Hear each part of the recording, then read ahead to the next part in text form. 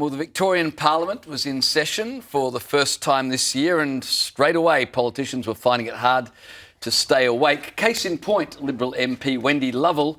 She did her best, but in the end just could not stay awake.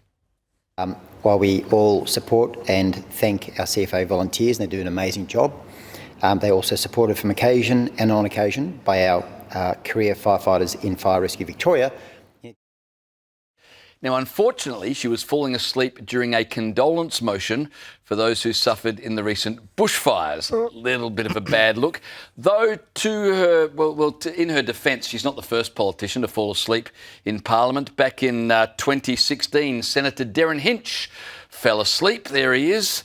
And in 2014, Clive Palmer slept for 5 minutes in the federal parliament. So Wendy Lovell in good company there, Caleb. Oh, look, you can't blame them half the time, can you? But I do have to say, if even they can't stay awake for it, how do they expect the rest of us to deal with it? Exactly right. Well, in some sad news, last week we talked about a mysterious cherub on a restored Roman cathedral that bear an uncanny resemblance to Italian Prime Minister Giorgia Meloni. The artist denied there was any likeness or that it was intentional, but he has now admitted it was in fact based off Giorgia Meloni's resemblance, and the church in Rome has ordered the cherub's face to be scrubbed and restored to its original state. Very sad indeed. I think Giorgia Meloni is an angel. Yeah.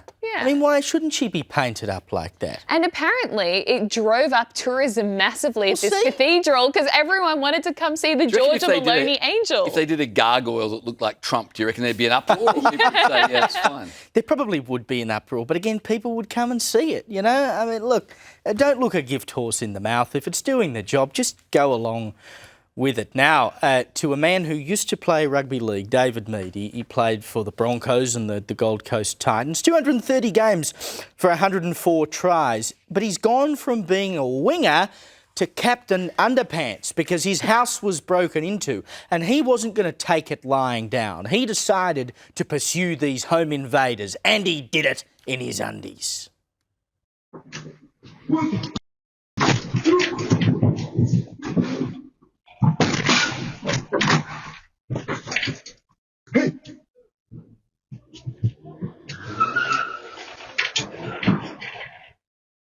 There he is, running off down the street to catch him in his undies.